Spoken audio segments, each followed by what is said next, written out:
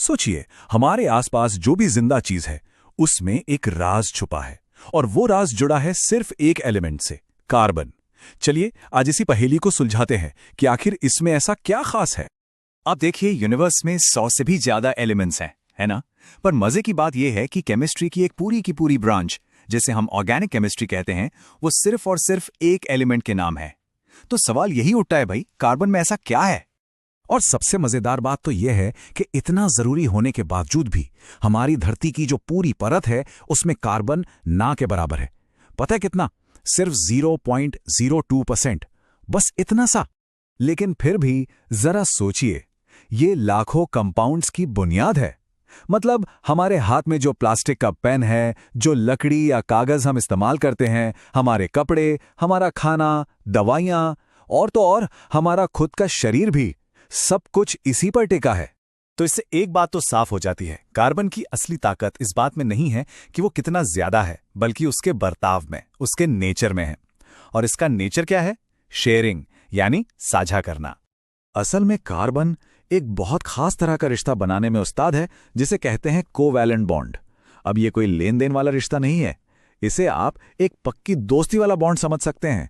इसे ऐसे समझिए, मान लीजिए एटम्स ना स्टूडेंट्स की तरह हैं, और वो सबसे ज्यादा स्टेबल, सबसे ज्यादा खुश कब होते हैं? जब उनका बाहरी शेल, मतलब उनका आउटर सर्कल, इलेक्ट्रॉन से पूरा भरा हो, आमतौर पर 8 इलेक्ट्रॉन से। तो अब ये एटम्स क्या करते हैं? किसी से इलेक्ट्रॉन छीनने या अपना इलेक्ट्रॉन देने के बजाय ये आपस में शेयर कर लेते हैं। इससे होता क्या है कि दोनों का काम बन जाता है, दोनों का बाहरी शेल भर जाता है, और इसी शेयरिंग से एक बहुत मजबूत बॉन्ड बनता है। इसे हम मजाक में गुल्लू गुल्लू शेयरिंग भी कह सकते हैं। अब कार्बन के साथ एक मजेदार दुविधा है। इसके बाहरी शेल में है 4 इलेक्ट्रॉन। अब इसे अपना शेल पूरा करने के लिए या तो ये 4 इलेक्ट्रॉन किसी को देने होंगे या किसी से 4 लेने होंगे। दोनों ही काम बहुत मुश्किल हैं। 4 देने में जबरदस्त एनर्जी लगेगी, और 4 लेने पर इसका न्यूक्लियस इतने सारे इलेक्ट्रॉन्स को संभाल नहीं पाएगा। तो फिर कार्बन क्या करे? भाई, जब देना और लेना दोनों ही मुश्किल हैं, तो सबसे अच्छा रास्ता क्या बचा? बिल्कुल सही, शेयरिंग। तो कार्बन इसी शेयरिंग की कला में माहिर हो जाता है और दूसरे एटम्स के साथ 4 मजबूत कोवेलेंट बॉन्ड बना लेता है। और यही जो अलग अलग तरीकों से बॉन्ड बनाने की इसकी काबिलियत है ना, ये एक तरह की भाषा बना देती है। एक सिंपल सी लेकिन बहुत पावरफुल भाषा, जिससे अनगिनत मॉलिक्यूल्स बनते हैं। इस भाषा का पहला रूल है गिनती। किसी भी कार्बन कंपाउंड का नाम इस बात पर डिपेंड करता है कि उसमें कार्बन के कितने एटम हैं। जैसे 1 कार्बन के लिए मेथ, 2 के लिए एथ, 3 के लिए प्रोप, और इसी तरह गिनती चलती रहती है। अच्छा, नाम का जो दूसरा हिस्सा है वो हमें बताता है कि ये कार्बन एटम्स आपस में जुड़े कैसे हैं।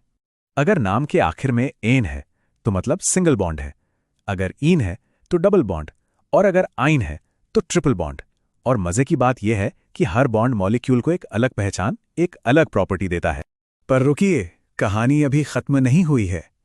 कार्बन की ये जो चेन बनती है ना, ये कुछ स्पेशल गेस्ट्स को भी इनवाइट कर सकती है, और ये मेहमान आकर पूरे कंपाउंड का कैरेक्टर ही बदल देते हैं।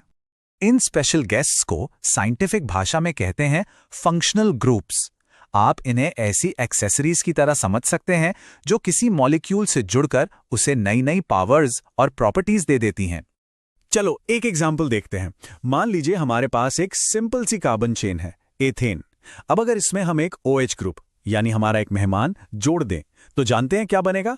एथेनॉल। जी हां, वही अल्कोहल जो हैंड सैनिटाइजर वगैरह में इस्तेमाल होता है। और अब सोचिए, अगर उसी चेन में हम OH की जगह एक दूसरा मेहमान COOH ग्रुप लगा दें तो वो एक एसिड बन जाता है। जैसे कि सिरका, जिसे हम खाने में इस्तेमाल करते हैं, उसका जो खट्टा तीखा सा स्वाद होता है ना, वो इसी ग्रुप की वजह से है। तो देखा कैसे ये कुछ सिंपल से रूल्स मिलकर हमारे आसपास की इतनी कॉम्प्लेक्स, इतनी रंग बिरंगी दुनिया बना देते हैं। चलिए इन सब को एक साथ जोड़कर देखते हैं। तो कुल मिलाकर कार्बन का राज यही है। उसके पास एक बहुत ही सिंपल सा टूलकिट है। पहला, 4 इलेक्ट्रॉन शेयर करने की ताकत। दूसरा, सिंगल, डबल या ट्रिपल बॉन्ड से लंबी लंबी और मजबूत चेन बनाने की काबिलियत। और तीसरा, अलग अलग फंक्शनल ग्रुप्स, यानी मेहमानों को अपनी चेन पर बुलाना, जिससे बिल्कुल नई नई प्रॉपर्टीज बन जाती हैं।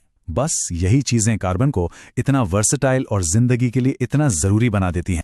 और जब इन सिंपल रूल्स को अनगिनत तरीकों से मिलाया जाता है तो कार्बन से प्लास्टिक से लेकर प्रोटीन तक, मतलब हमारी दुनिया का, हमारे शरीर का पूरा ताना बाना बुन जाता है। और इसी तरह एलिमेंट्स के इस शान से राजा यानी कार्बन के राज का पर्दाफाश होता है।